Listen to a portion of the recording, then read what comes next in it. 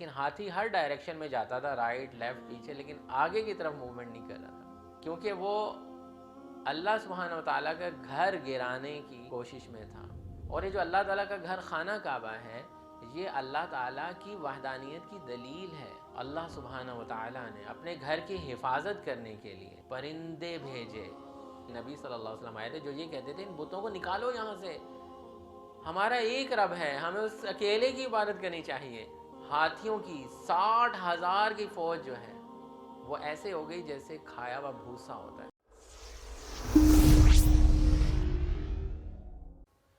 اعوذ باللہ من الشیطان الرجیم، بسم اللہ الرحمن الرحیم۔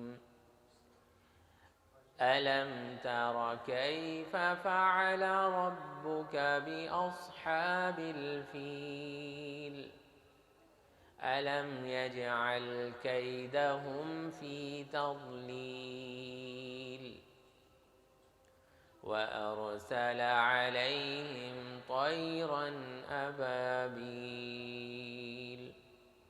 ترميهم بحجارة من سجيل فجعلهم كعصف مأكول۔ الحمد للہ رب العالمین، اصلی و اسلم علی رسولہ الکریم ومن تبعهم بإحسان إلى يوم الدين، أما بعد، فأعوذ بالله من الشيطان الرجيم، بسم الله الرحمن الرحيم۔ رب اشرح لي صدري ويسر لي أمري واحلل عقدة من لساني يفقهوا قولي۔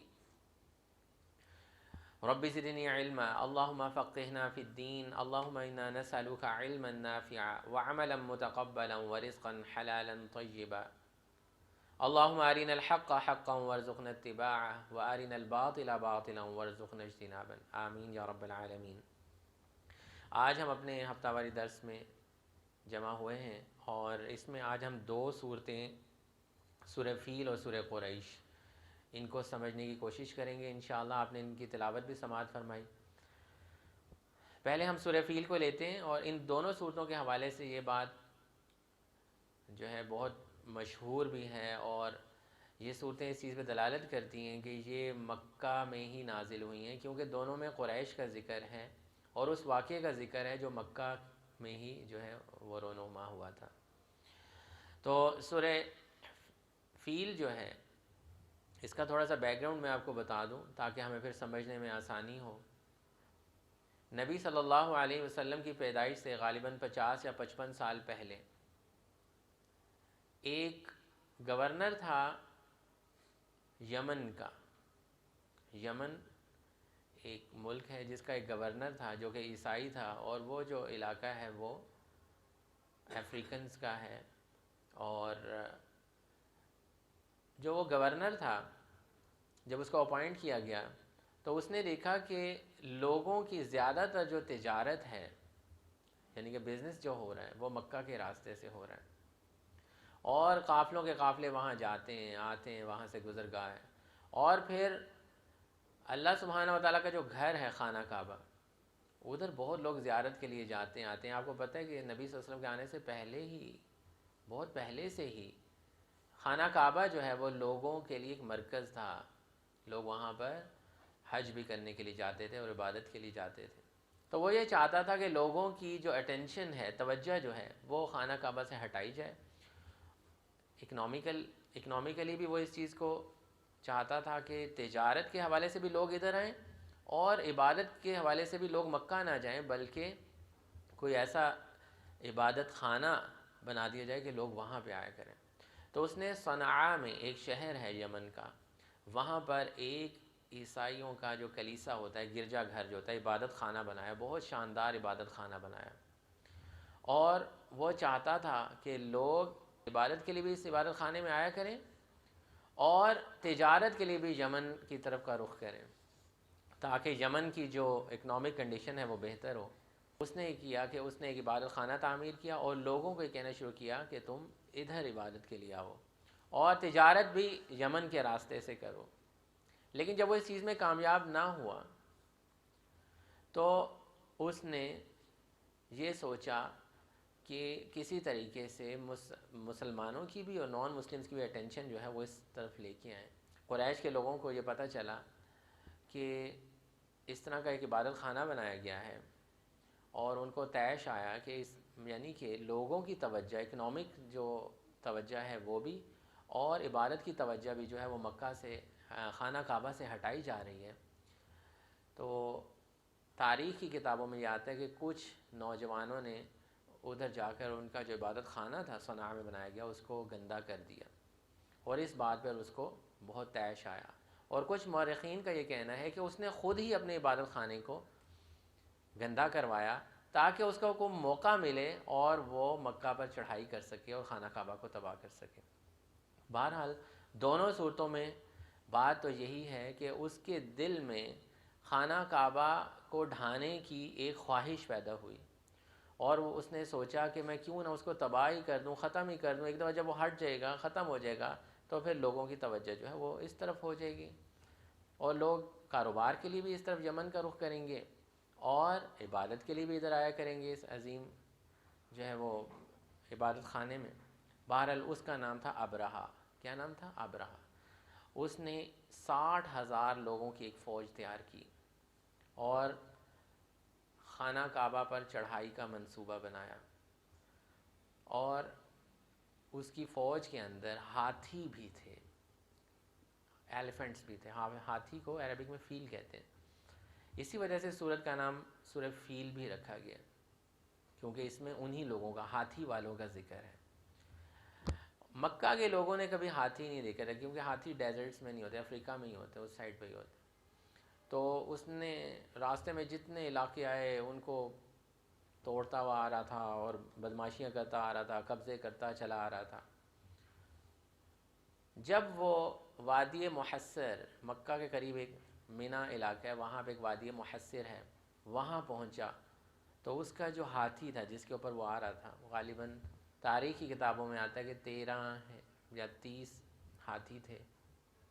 تو وہ ہاتھی جس پہ ابرہہ سوار تھا اس ہاتھی نے آگے جانے سے انکار کر دیا. اب اس نے بہت کوشش کی کہ وہ ہاتھی چلے, اس کو کافی مارا, اس کو تکلیف پہنچائی, اس کے جسم پہ نشانات ڈال دیے, لیکن ہاتھی ہر ڈائریکشن میں جاتا تھا, رائٹ لیفٹ پیچھے, لیکن آگے کی طرف موومنٹ نہیں کر رہا تھا کیونکہ وہ اللہ سبحانہ و تعالیٰ کا گھر گرانے کی کوشش میں تھا. اور یہ جو اللہ تعالیٰ کا گھر خانہ کعبہ ہے یہ اللہ تعالیٰ کی وحدانیت کی دلیل ہے اور اللہ تعالیٰ اس کی خود حفاظت کرنا جانتے ہیں. اور یہ جو ہاتھی اور یہ جتنے وسائل ہیں یہ اللہ تعالیٰ کی مخلوقات ہیں, یہ اللہ کے حکم کے بغیر چل بھی نہیں سکتی. بہرحال وہ ہاتھی آگے نہ جا رہا تھا. لیکن ایک اور یہاں پہ میں آپ کو جو بات بتانا چاہتا ہوں کہ مکہ کے علاقے میں قریش کی طرف سے جو متولی تھے ان دنوں وہ تھے نبی صلی اللہ علیہ وسلم کے دادا عبد المطلب. اور اس وادی کے قریب پہنچتے پہنچتے چونکہ وہ بہت سارے علاقوں پہ قبضہ بھی کرتا چلا آ رہا تھا, لوگوں کو اپنے ساتھ ملاتا بھی آ رہا تھا, بلکہ ایک علاقے کے لوگوں نے جب دیکھا کہ کتنا بڑا اس کا لشکر ہے تو آؤ جی ہم ان کی مدد بھی کرتے ہیں, ہم ان کو راستہ بھی بتاتے ہیں کہ کون سا راستہ مکہ کی طرف خانہ کعبہ کی طرف جاتا ہے.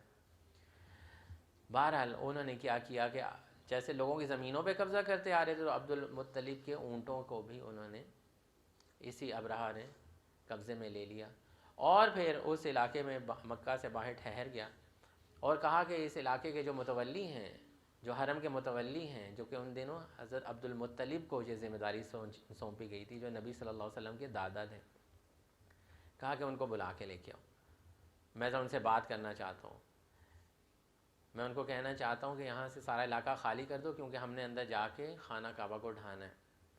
جب انہوں نے حضرت عبد المطلب کو بلایا اور انہوں نے کہا کہ یا سار مجھ سے بات کریں گے کہ بھائی تم کیوں حملہ کرنے آئے ہو, تم یہ کیوں گرانے آئے ہو خانہ کعبہ, تو حضرت عبد المطلب نے جاتے سار ان سے یہ بات کی کہ میرے اونٹ کی طرح, میں اپنے اونٹوں کے بارے میں پوچھنے کے لیے آیا ہوں, میں اپنے اونٹوں کے بارے میں پوچھنے کے لیے آیا ہوں.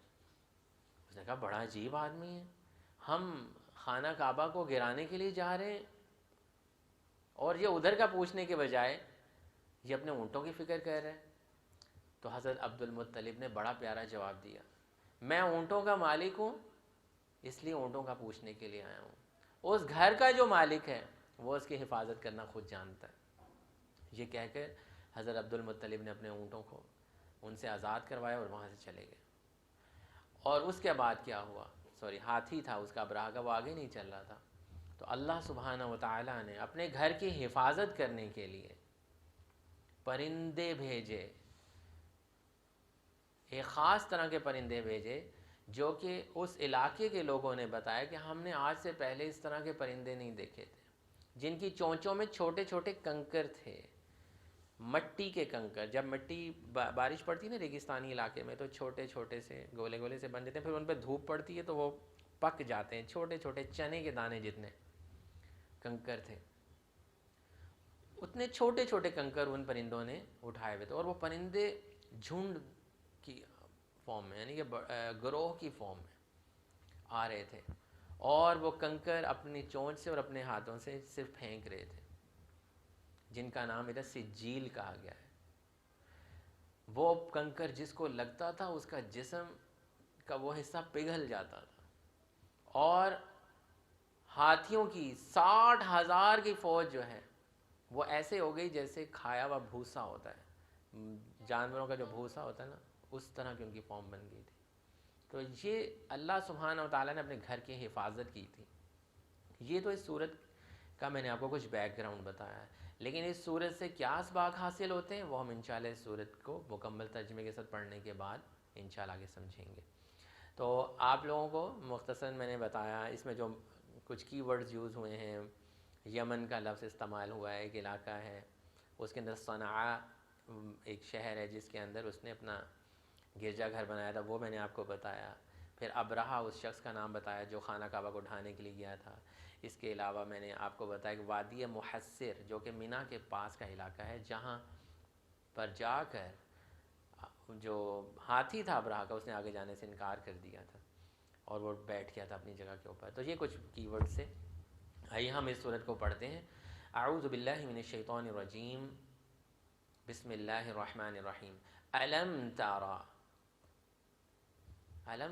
علم کا جو لفظ ہے وہ اس لیے آتا ہے کہ جب ہم نے کسی کی توجہ دلانی ہو کسی واقعے کی طرف، تو ہم کہتے ہیں کیا تمہیں پتہ ہے یہ ہوا تھا، کہتے ہیں نا، کیا تم نے دیکھا تھا، کیا ہوا ہے، ایسے کہتے ہیں۔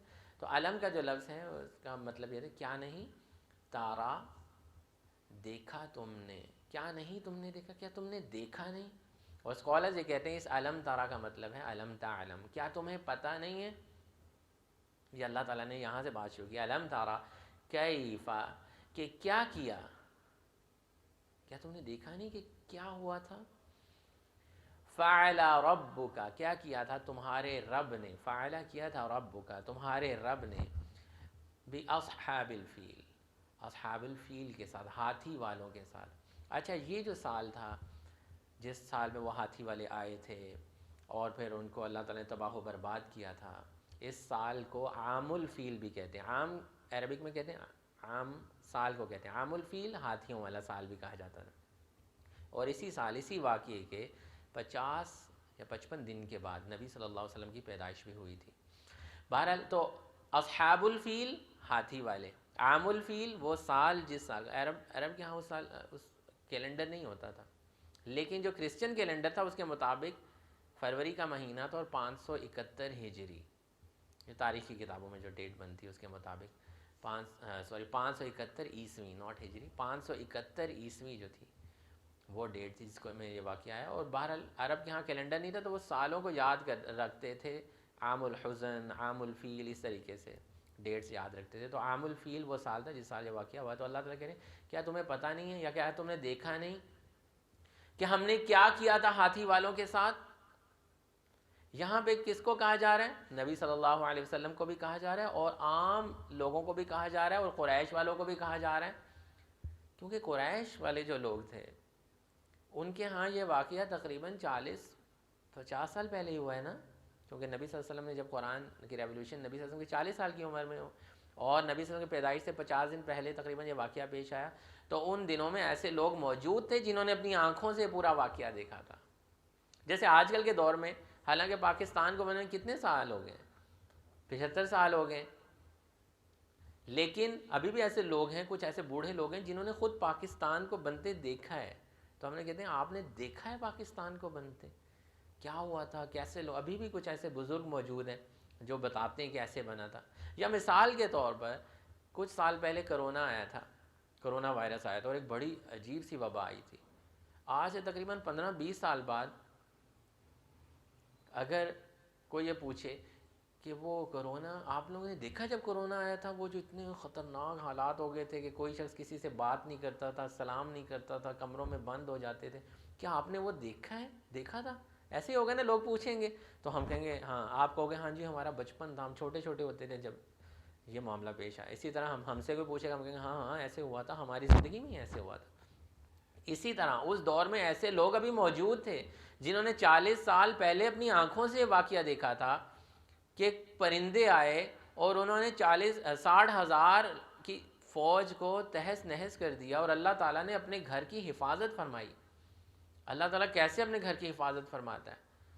اور اس واقعے کے کتنے سال بعد تک لوگوں نے اللہ کے گھر میں شرک نہیں کیا تھا، کیونکہ لوگوں نے اپنی آنکھوں سے واقعہ دیکھا تھا کہ کیسے اللہ تعالیٰ نے اپنے چھوٹے چھوٹے پرندوں کے ذریعے اپنے گھر کی حفاظت کی ہے.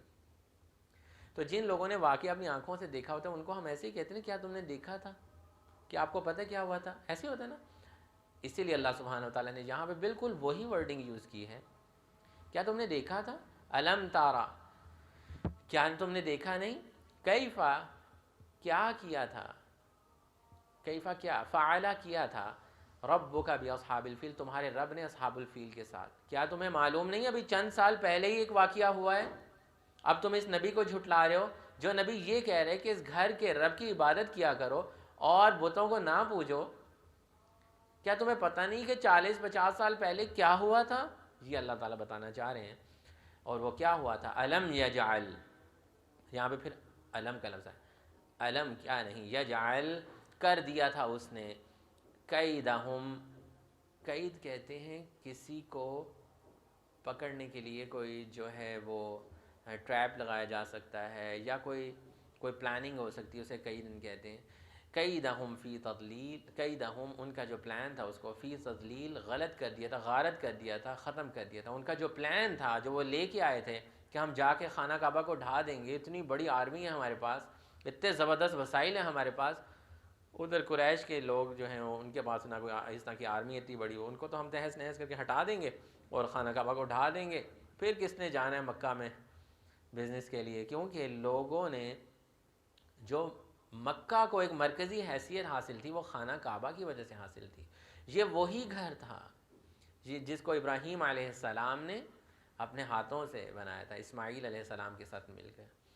لیکن اچھا ایک اور بھی وجہ تھی اس مکہ کے اندر. آپ کو پتہ کہ جب نبی صلی اللہ علیہ وسلم آئے تھے اس مکہ میں کتنے بت لوگوں نے رکھے ہوئے تھے؟ 360 بت رکھے ہوئے تھے. ہر قبیلے نے اپنا ایک بت بنا کے رکھا ہوا تھا، اور ہر قبیلے والا قریش کی اس وجہ سے بھی بہت عزت کرتا تھا کہ وہ خانہ کعبہ کے متولی ہیں اور ادھر کی حفاظت کرتے ہیں. یہ سب لوگ اللہ کو تو مانتے تھے لیکن بتوں کی بھی پوجا کرنا شروع ہو گئے تھے. اور اسی چیز کو ختم کرنے کے لیے نبی صلی اللہ علیہ وسلم آئے تھے جو یہ کہتے تھے ان بتوں کو نکالو یہاں سے، ہمارا ایک رب ہے، ہمیں اس اکیلے کی عبادت کرنی چاہیے. ٹھیک ہے نا. تو وہاں پر جتنے بھی قبیلے تھے ان کے بت پڑے ہوئے تھے. اب اسی وجہ سے وہ قریش کی بڑی رسپیکٹ کرتے تھے کہ یہ کون ہے، یہ خانہ کعبہ کے متولی ہیں. وہ قریش کا کوئی بھی قافلہ آتا جاتا تھا اس کو کوئی تنگ نہیں کرتا تھا. بہرحال الم یجعل کیدہم فی تضلیل، کیا ہم نے ان کا سارا پلان جو ہے وہ خاک میں نہیں ملا دیا تھا؟ وَأَرْسَلَ عَلَيْهِ وَأَرْسَلَ، ہم نے بھیجے تھے علیہم ان پر، طیرن پرندے، ابابیل جھنڈ کے جھنڈ. ابابیل پرندے کا نام نہیں ہے، ابابیل کا مطلب ہے جھنڈ، پرندوں کا گروہ. پرندوں کے لیے پچھلا لفظ طیر استعمال ہو گیا ہے، پرندے بھیجے تھے. اور جن لوگوں نے وہ واقعہ دیکھا انہوں نے بتایا کہ وہ ایک خاص شکل کے پرندے تھے. ایک خاص شکل کے پرندے تھے جو سمندر کی طرف سے آئے، جو آج سے پہلے نہ کسی نے دیکھے اور نہ اس واقعے کے بعد کسی نے دیکھے تھے. طیرن ابابیل، جھنڈ کے جھنڈ، دو چار نہیں آئے تھے اتنے، کیونکہ آرمی بھی 60,000 کی تھی.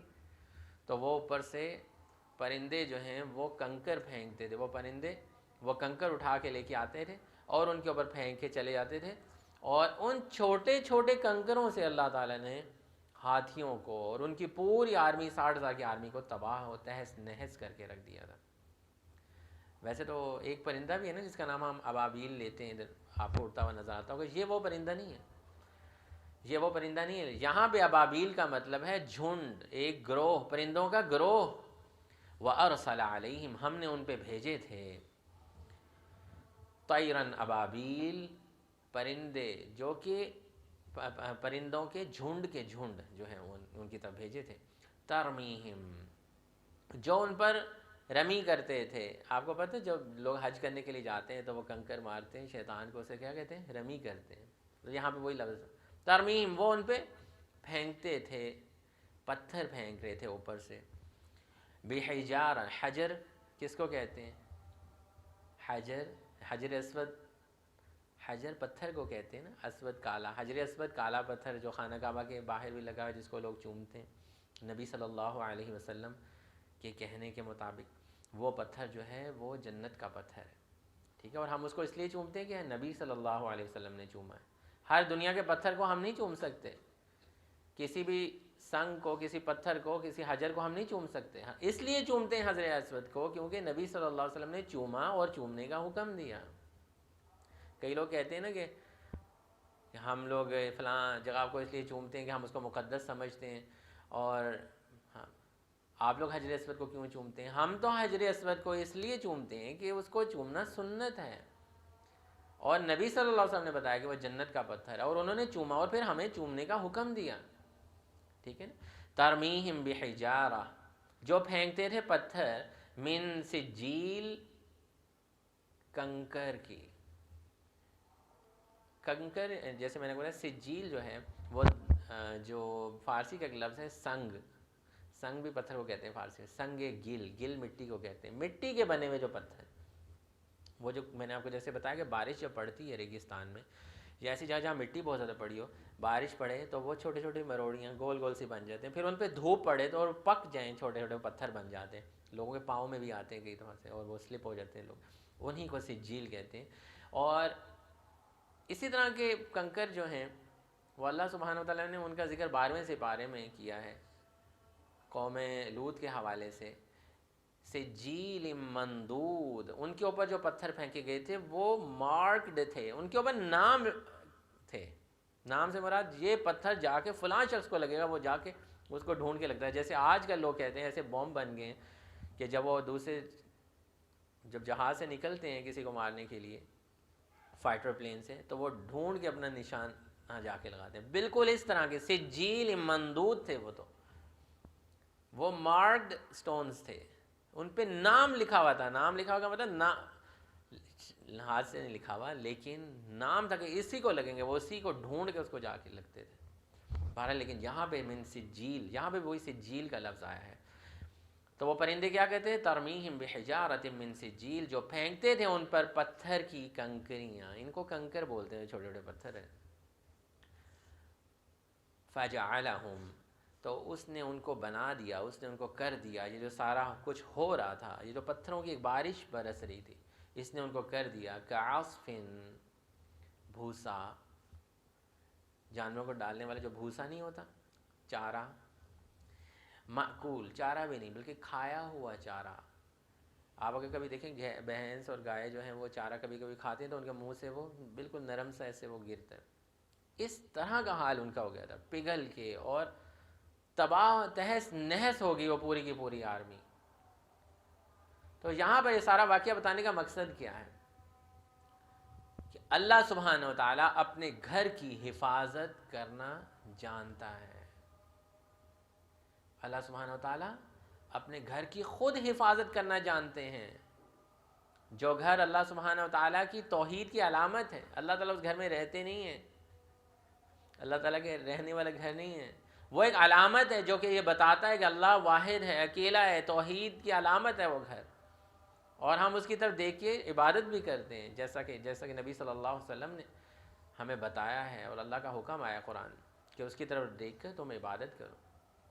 اس گھر کی حفاظت اللہ سبحانہ وتعالیٰ خود کرنا جانتے ہیں، کیونکہ جب یہ واقعہ ہوا اور حضرت عبد المطلب نے لوگوں کو پھر حکم دیا، کیونکہ دیکھیں ایک طرف 100 لوگ ہوں اور ایک طرف 60,000 لوگ ہوں، یا ایک طرف 1000 لوگ ہوں اور ایک طرف 60,000 لوگ ہوں، اور وہ بھی نہتے لوگ ہوں، تو انہوں نے سارے کے سارے لوگوں کو کہہ دیا، کیونکہ وہ وہاں کے متولی تھے، انہوں نے لوگوں کو کہہ دیا کہ آپ لوگ کہیں پہاڑوں کے اوپر سائڈ پہ چلے جائیں، آپ اپنی جانیں بچائیں، کیونکہ وہ تو سب لوگوں کو مار دیں گے، آپ لوگ اپنی جانیں بچائیں، باقی اللہ تعالیٰ اپنے گھر کی حفاظت خود کرنے والا ہے۔ اور اللہ تعالیٰ نے کس طرح سے چھوٹے چھوٹے پرندوں کے ذریعے سے اپنے گھر کی حفاظت کی۔ تو یہاں پر ہمارے لیے کیا لیسن ہے؟ ہمارے لیے یہ لیسن ہے کہ ہم اپنا رول پلے کریں، ہم صحیح کام کریں، اللہ کے گھر کو، اگر ہمیں کہیں پہ بھی اللہ کا گھر نظر آتا ہے اس میں توحید کو قائم کریں، ٹھیک ہے، اور اس میں اللہ سبحانہ و تعالیٰ کا نام بلند کریں۔ ہمارا کام یہ ہے، اللہ تعالیٰ اپنے گھر کی حفاظت کرنے والا خود ہے، اللہ کے گھر کو شرک سے پاک کریں، وہاں پر شرک کا شائبہ نہیں ہونا چاہیے۔ تو یہ سورہ فیل تھی۔ وآخر دعوانا ان الحمد للہ رب العالمین۔